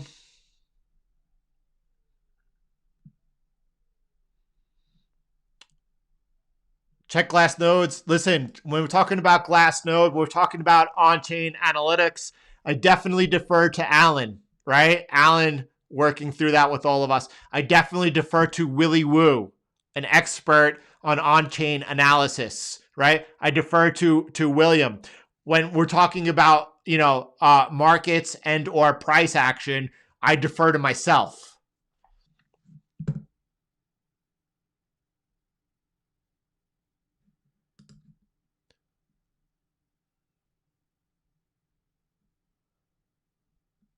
I'm trying to catch up to real time over here. This shakeout seems like a bear trap during a bubble to me. I mean, Kevin, like it's beautiful actually to see. It's beautiful actually to see. I want to pull it up over here. The swipe over there of the 43 low. Because at that point, once that occurred, then we have the symmetry that occurred in the first cycle. Then we have the symmetry that occurred in the second cycle. And now we have it happening again. So it's kind of neat to see it happen again. And again, now we're waiting to see whether or not we have the V shape, right? And then if this is the next thing we're looking forward to now. If we have the V shape, then we're seeing, rinse and repeat, rinse and repeat, rinse and repeat. There's something else out there that has me a little bit unsure. And I want to show you, like I'm talking about with you, like, okay, it's possible that how many days this cycle lasts is a little bit off, right? And maybe the bull market is actually a few days, a couple of weeks longer than the bear market. That would be weird. That would be different. This tweet I shared with you on Friday also has me, it's a little bit, I don't know what to make of it yet. I have to watch because you can see once price makes the new all-time high, you have that move into 1, right? Then the little bit of a drawdown, which is B, to move into 2. And you can see the structure is kind of insinuating that, like, why I think personally that where we are right now is C, right? Is this over here is B. That is where we are. What is C right over here is actually only B right over here last cycle. So what happens is that if we break number 2, that we actually have a shorter cycle. I have to be aware of everything. And I have to have my own, let's say, roadmap of what I believe is playing out, but I'm open and watching all options, always aware of my risk. My risk could be to the downside. My risk is to the upside. My risk is lengthening cycle, shorting cycle. I'm watching everything. It's like you're driving and you're like, your eyes are watching your blind spot. You're watching who's behind you, watching and you're doing it all the time rapidly. That's what I'm doing. I don't have the crystal ball, right? I have the roadmap, but I don't have a crystal ball. So I have to watch everything to make sure that I continue to be on the right side, right? And it takes the dedication that we put in to get it that right. Thank you, Michael, so much. Thank you so much. Thank you for the prayers for the family, especially for the wife and the new baby. Definitely. Andrew, I'm glad you caught that. I'm glad you caught that because, we got to have a little bit of fun over here. Let me go ahead and zoom in and zoom out and get this going over here. Right? Right. We were talking about that. We were talking about this. Anyway, I don't know if it was in Thursday's or Friday's session that we talked about Elon. Or it was a tweet I put out. You got to get those subsidiaries, y'all. Right? Because Elon, the timing of his tweet was as he had a government application in looking for more subsidiaries. We'll see what happens over there, right? What else are we looking at today? Actually, I'll try to check it out for sure. Thank you for that. How do you see? Listen, Peter, just to back it up again, if anyone's unsure, if anyone wants to play it safe and effective, watch this video. It's on the Bitcoin playlist. It's called Bitcoin Trading for Beginners. Don't let the beginner word throw you off. This is an advanced strategy. It will outperform each and anyone else doing anything different, right? Now, it's not as advanced as what we do. It's still an advanced strategy, but it's very simple and effective. If you want to know whether or not, if you want to get on the sidelines, if you get a true trend cross to the downside mid-cycle, which would be unusual, it would be very unusual, and then just wait. If you get out, by the way, let's say you got out at what we think is going to be the low, or the possible low that we could trade down to, let's call it between 40 and 38, right? Maybe the low is in already, I don't know, but we swiped out the 43, right? But if we go even lower, a little bit lower, and you exit on the cross, and then you enter back in on the cross to the upside, and price is higher, let's call it even $10,000 higher, that's just noise. Don't worry about it. If you're unsure and you want to get on the sidelines, just follow this. Just follow this, and then you'll have the clarity and the simplicity you need, and you will be on the right side. Now, me, myself, I talked about, if you watch on the Forex playlist, when I talk about how to use the true trend and the difference between the true trend BTC, and I talk about in trending markets, and Bitcoin isn't an uptrend, by the way. 4 months ago, we were what? 5 months ago, we were what, at $10,000, right? I talk about when you see a cross to the downside, that's actually a buy signal. That's actually a buy signal. That's how I would view this if this were to occur right now, as a strong place to accumulate. But again, if you're unsure, watch this video and stick to the system on the. It's so easy that your mom could do it, right? And I say that my mom's 81. God bless her. She could do this. No, I don't think do we need a Bitcoin ETF? I don't think so. I don't think we need a Bitcoin ETF. There's plenty of options out there in the public markets right now, right? I mean, isn't really GBTC kind of an ETF already? Well, I don't know. Adam, we're going to find out. I at the beginning of the session, when I talk about price action very clearly, I talk about what we're watching, right? I talk about until we break the first line of repair, we're under pressure, right? We're under pressure, and we could still take out that 42,000 low from last night, and we could trading down between that range of 38,000 to 40,000, and that would be right on. That would be expected, if we break this first line of repair, looking healthier, that's the place for the aggressive to attack, and it's probably a good one. Just as you know that if, just like on the Nasdaq, I pointed out, if we get back down below it, you get out of that trade because it's aggressive, right? After we have the first line of repair, we'll be talking about what's above. Right now, you want to have the same mindset that I have, the same one that I gave you on Friday. On Friday over here, I was like, listen, and this is, by the way, price coming up into here, and I was like, I'm neutral. I'm just going to let the market show me what's going on. And it hasn't changed. I've kept myself protected, and it hasn't changed. I'm just watching the market, waiting for further clarity. Ian tweeted it out this morning, right? He says, let's zoom out while we wait, while we await clarity. And that's what CTM is doing right now. We're awaiting clarity.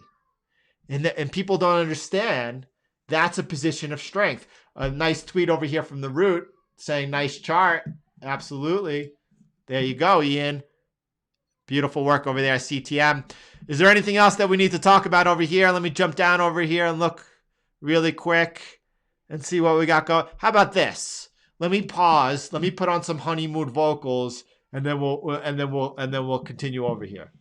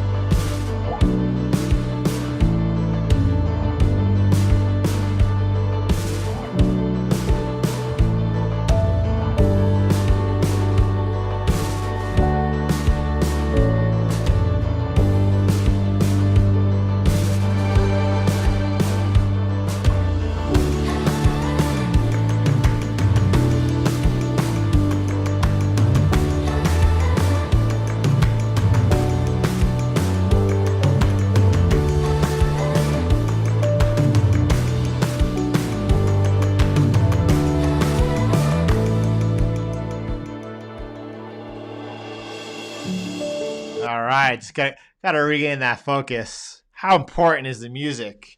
How important is the mucus? Listen, Joe, listen, don't spend our valuable time dealing with the haters. Look, this is something I've done from day one. And it's very important for cultivating the atmosphere that we have here today.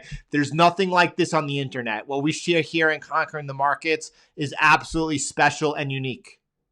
Part of the reason it is that is because of times throughout our journey that I've actually spent the time to deal with the haters, right? To single out trolls and to make it known that that type of attitude and behavior is not acceptable here.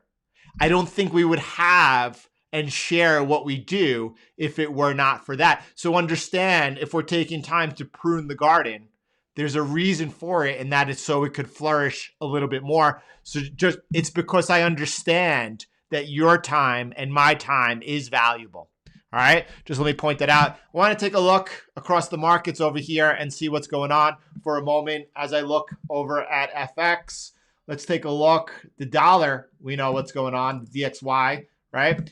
There's my, I tell you guys every time I clean up, you guys see me clean up the charts and then I go back to the chart and the stuff has reappeared. It's because I have a million instances of TradingView open, whatever. Nevertheless, here we are. So far, right, we had a breakdown of the bear flag, a retest, and are trying to resume down right now. Okay. Until we get back above here, if we get back above this trend line resistance now, then at that point, I would say we're neutral. We're back in a bear flag. We have a weak bias towards the dollar, but it's really kind of still sideways, right? Is this a place we want to attack the dollar? Not just yet, but if we resume down over there, yes. So with that in mind, let's see if there's any setups developing. We'll start with the Euro US dollar. We'll work our way through just to get an idea. This is now support. Let me go ahead and flip that over, all right? Whew. How long we've been online? I don't even know. All right, let's keep going. All right, how does that look over there? Looks pretty good, pretty solid. You see me move it down like a few pips over there, right? I'm moving it down to that last little bit of low. And if you could, I haven't been focused on the euro, right? I haven't been focused on FX. Got to clean it up a little bit. Andre, thank you so much. You're right. Thank you so much to all the moderators. Thank you so much, right? Beautiful stuff over there. All right, let me go ahead and flip this down over here. And what are we watching? As we're watching for that DXY to resume down, the same thing. We're watching for the Euro US dollar to resume back up off that last swing high. Now, anyone trading this, by the way, if I move this back to where I had it, again, I was not focused in on over here, but that was a move, right? A retest into support, right? That was that was a retest into support. Here's the resumption off. No one's looking to buy euros versus the dollar up here, right? By the way, if you pull up the true trend that we use for trading FX and everything but Bitcoin and crypto, right? You can see over here that right now, the entry CCI is what? It's overbought in the uptrend. That prevents you from chasing price. A lot of traders, especially those that are, let's say, less experienced, they find themselves chasing momentum. And then they find that as soon as they enter a trade, price goes against them. If you want to stop that from happening, first of all, go to the Forex playlist, watch the 2 videos on the true trend, the 2 tutorials given to help you. It's for beginners, right? And if you're not consistently profitable, you're a beginner, or you're a beginner with a lot of experience, right? You gotta evaluate and find out where you're at so that you can continue to move forward. This simple indicator will stop you from chasing momentum. We only look to buy when the entry CCI is pulled against the current trend. When that blue line, the entry CCI, is down and the trend is up, as price makes the higher high, you're then preemptive of momentum. All right, Euro US dollar right now continues to be neutral as the dollar continues to gain momentum for the breakout of its next move. It's been going sideways for a long time. We've been definitely, or I've been definitely on the sidelines throughout that whole consolidation. What about the Euro Japanese yen? Let me jump over really quick. We continue to see that weakness in the yen. I'm noticing the degree of this channel. Is that a rising wedge? You know, I don't know. So I'm going to just take a look real quick and see. That's a clean trend line. That's not showing a wedge at all. Hold on. I don't want this extended to the right anymore. Let me fix that. That's a clear trend line. By the way, that line over here is gold, right? That line is gold because it's a break of that trend line will be the first indication that you're seeing some type of trend change. Nevertheless, I mean, we're just kind of getting our feel right now. There's no place to look for any type of entry or setup over here. Let me clone this line and look for the upper end resistance over there just to see if it's there or where that next line is. It's not really clear. I don't like it, so I'm not going to leave it in there. And at the same time, I want to see if we have like this. That's a lot clearer, right? That's a lot clearer. Do I like it? Do I want to leave it? I mean, I don't know. I'm experimenting. It's pretty clear though so far. I'm going to leave that in there just as a little bit of like, let's say, trying to get my feelers out there, right? Trying to get my feelers out there. I'm going to leave that in. We'll revisit it tomorrow and we'll see. What else? Let's take a look at the Australian dollar, US dollar first.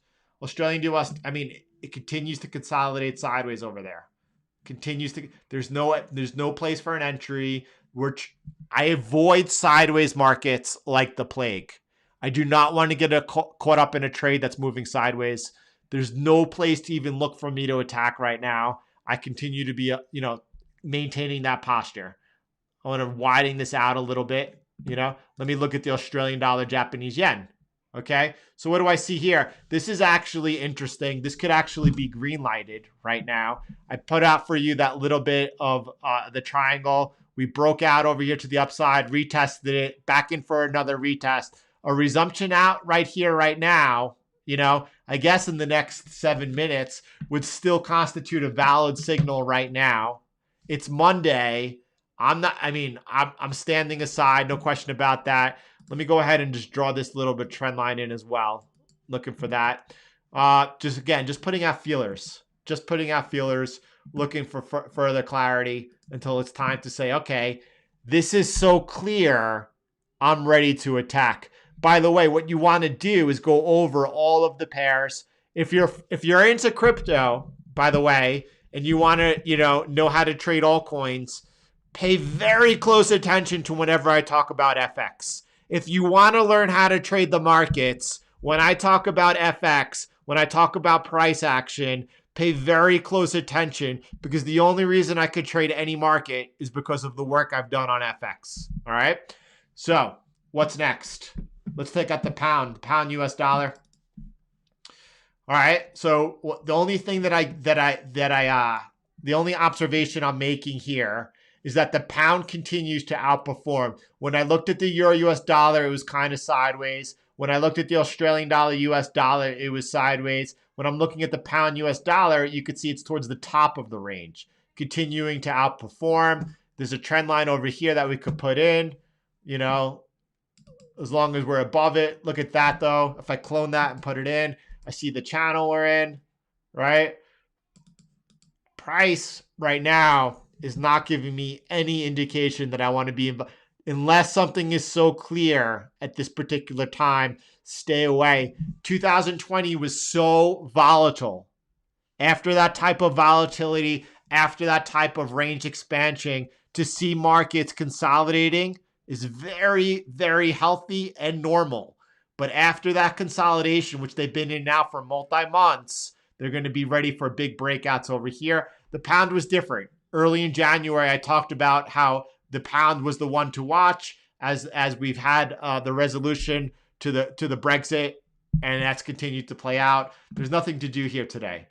This is the pound Japanese yen, actually almost hitting my target over there that I set out at the beginning of January, coming into it again. But there's nothing going on over here. There's nothing going on. I'm just taking a look, and I'm seeing what's going on just in case anything becomes obvious. Let me move over to the US dollar, Japanese yen. Again, consolidating sideways. There's nothing to do or nothing to see. There's nothing that to do, nothing to see. What I'm going to do outside of my wife going into labor, I'm going to go into the Discord channel on FX. I'm going to see and read a few days worth of messages, see what you guys are focused in on, right? And then tomorrow we'll continue, and I'm going to continue to try to put some time into FX daily, make sure we sharpen our skills. All right, 756 likes. That's pretty good. Thank you for Sarah. Thank you for taking the time here. Smash the like button over there. Jay, thank you so much. I appreciate your time as well. Thanks for being here together and doing what we do. Ethereum, look, earlier in the session right now, we talked about Ethereum and what we're watching next. Ian has been kind of let's say a thought leader on this, very closely watching how during this cycle, Ethereum has been tracking, why outperforming, which is what we expected that Ethereum was going to outperform. If you remember that famous tweet that I put out, Ethereum leading, right? From then on, Ethereum leading, right? Again, we're always preemptive. We are always ahead. We're not waiting till it to be obvious and then like tweeting out, I'm moving over to Ethereum for Bitcoin, just letting people know the options they have at the appropriate times. What we've been watching this cycle is that Ethereum has been more closely tracking Bitcoin, outperforming it, but tracking its moves. When Bitcoin peaks and comes down, Ethereum also peaking out there, coming in for a drawdown. But Ethereum has so far to date been breaking out ahead of Bitcoin and running ahead of it. What happens now at the mid-cycle dip, if this is the mid-cycle dip, and if we are running out over here right now, it's going to be interesting to see if that continues. And Ethereum, this is what Ian is putting out there. This is Ian's work. A more mature Ethereum right now, whether or not in its second cycle is going to continue tracking Bitcoin the rest of the second half of the bull market, or whether or not we're going to see Ethereum peak just approximately 30 days later than last cycle and go into some consolidation leading into the last move over here, what we call the second alt season and the blow off top in not only Bitcoin, but also in Ethereum and altcoins. We're watching, we're observing. All right, everyone. I think that's the session today. Almost 2 hours. I think that's the session today. Thank you for all of your time. Thank you for fighting all the noise, right? Thank you for dealing with the trolls. Thank you for dealing with the salty bunch. Thank you for each and every one of you and everything you do. It was a marathon, right, guys? But listen, it's where we need to be right now. It's where we need to be. Today's Greg is right on signal, right? Right. That's what it feels. A lot of work today, playing with them moguls, and that's what it is. And listen, when it's time to enjoy and it's time to ride we'll do that. Right now, it's time for work. All right, everyone. Thank you for the time. Let's go ahead and get back into some honey mood, and then we'll call it a session.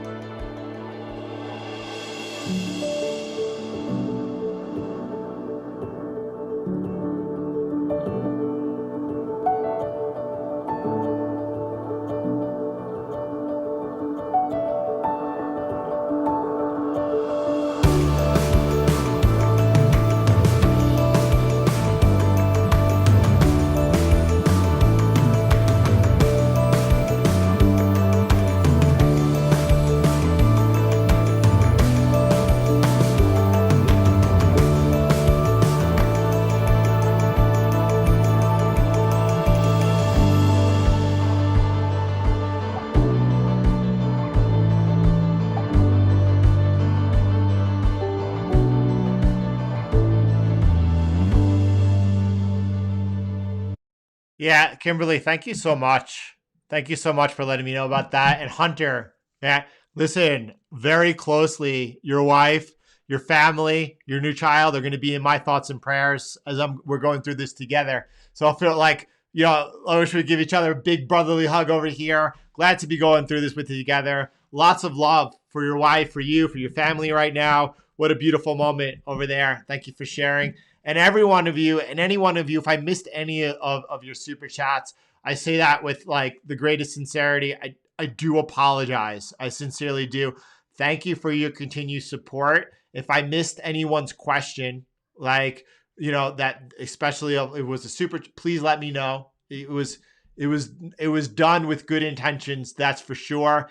Thank you for the moderators. Thank you for everyone for what you give and what we share. Everyone, have a beautiful day, and I'll see you all tomorrow.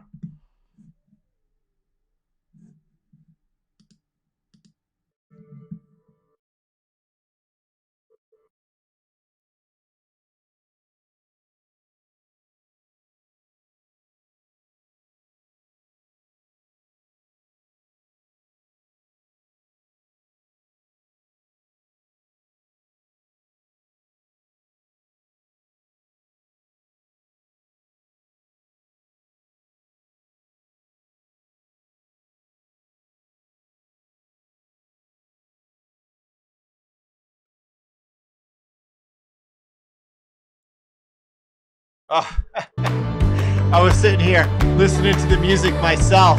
Let me go ahead and share that with you if anyone's here. Do I still feel the same about a 38K? Like, it's possible.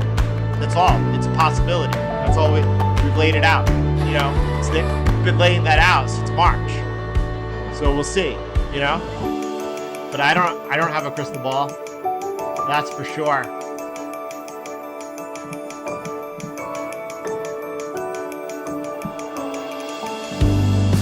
That was classic. I was sitting here highlighting some comments, listening to the honeymoon, feeling good, and then I realized that the audio wasn't on.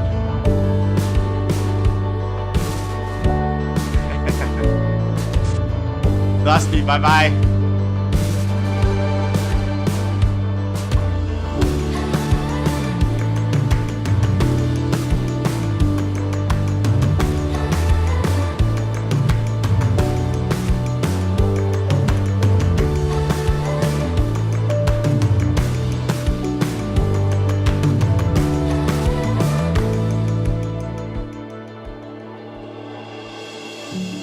Jay, love.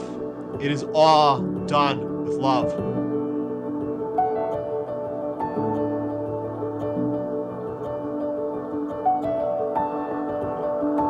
I think you should go to Trade Talk. Look for Heath's last week video called Why Quiff is producing. And you should watch the video.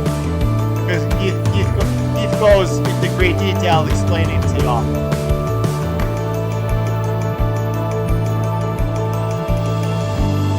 That's right. That's right.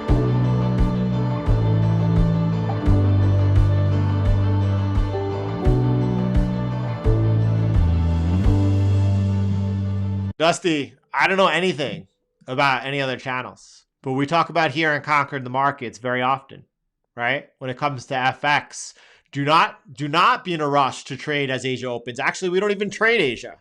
But London morning, Monday morning, step aside. Do your work Monday morning during New York. Give the weekend a chance to price in. Look for those setups that might be occurring come Tuesday for the London session, right? That's how we do it. That's a rule that we try to stick to. A lot of people are in a rush to trade. Wait, right, Greg? We've had enough salt today for all the margaritas on Taco Tuesday. We're gonna be getting it at the CTM meetup, right? And we're having those margaritas. And the salt that's hitting our lips, we're gonna be like, look, this is all that salt. Remember mid-cycle? Remember that day? I wanted 50 likes. We almost got 100. I'm sure by the time the replay's through, we'll have 100 dislikes, and that will be awesome because I'll remember this video. Anyway, everyone, have a beautiful day. We'll do it again tomorrow. I'll talk to you soon. Thank you, Elias, for pointing out Heath on Trade Talks channel over here. All right, everyone. There we go. More salty in the bunch. More salty in the bunch. Thank you, PD Capital. Thank you, everyone. Have a beautiful day, and I'll talk to you soon.